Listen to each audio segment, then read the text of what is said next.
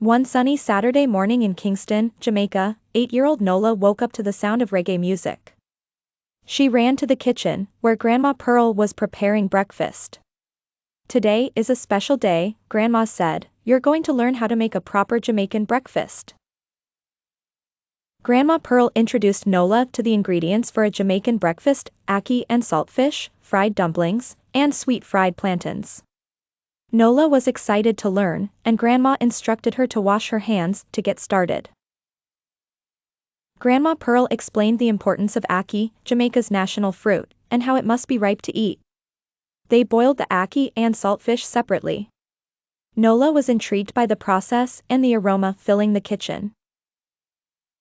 Once the fish was ready, Grandma flaked it and added it to a pan with onions, tomatoes, and bell peppers. Nola stirred the mixture, learning to be gentle with the delicate ackee. The kitchen was filled with delicious smells. Next, they made fried dumplings. Grandma guided Nola through mixing flour, baking powder, salt, and sugar. Nola kneaded the dough and shaped it into balls, learning that they didn't have to be perfect, just made with love. Grandma fried the dumplings until they were crispy outside and soft inside. Nola was eager to taste them, but Grandma reminded her to be patient. The dumplings were placed on a plate to cool slightly before eating. Finally, they prepared sweet fried plantains.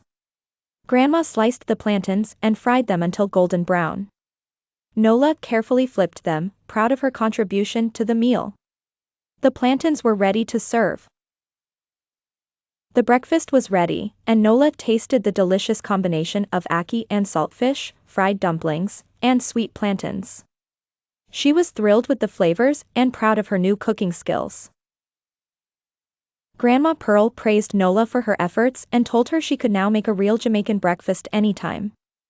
Nola felt proud to carry on the flavors of her Jamaican roots, cooking breakfast every weekend with love.